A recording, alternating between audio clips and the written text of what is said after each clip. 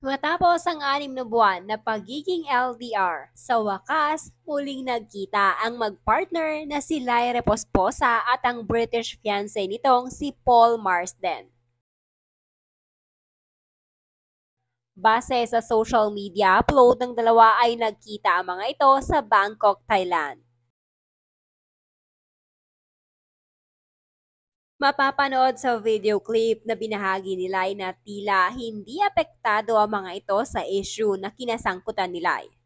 Matapos na mag-viral ang video na kung saan nakikipaghalikan di umano ang former PBB housemate sa isang bar sa poblasyon Makati nitong August 8.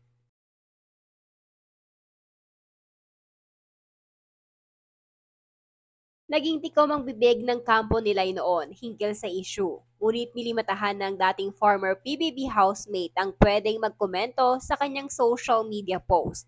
Maging ang fiancé nito ay nag-off comment din matapos na maging usap-usapan ang ginawang pag-cheat umano ni Lyre Posposa. Imbis na sumagot noon si Lai ay nag-upload na lamang ang mga ito ng larawan nila.